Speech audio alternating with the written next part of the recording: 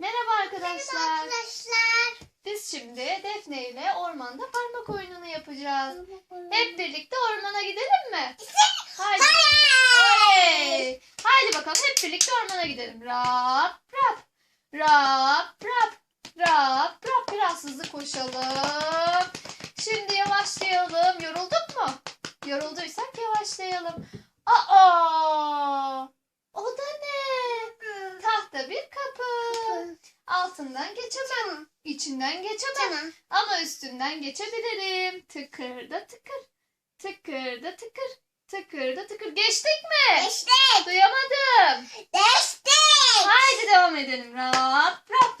Rap rap. Yorulduk. Ormanda çiçekler var, böcekler var. Biraz elma toplayalım mı?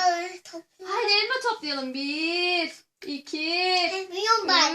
3, 4. Kaç tane elma topladık? Ben çok topladım. Çok topladın. Haydi devam edelim. Biraz koşalım, koşalım, koşalım, koşalım. Yorulduk mu? Yorulduk. Yavaşlayalım.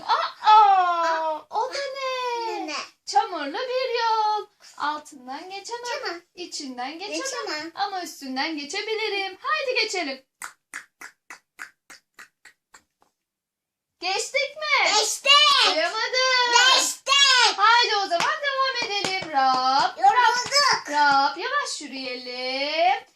Kelebekler uçuyor ormanda. Yerlerde çiçekler var. Görüyor musunuz? Böcekler Sevgi bak. var. Bu Efendim. ayı, bu ayı. Evet, onu en son rap rap rap rap. Aa, o da ne? Çimenli bir yol. Altından geçemem. Tamam. İçinden geçemem. Ama üstünden geçebilirim. Geç. Bakalım en hızlı kim geçecek? Çabuk.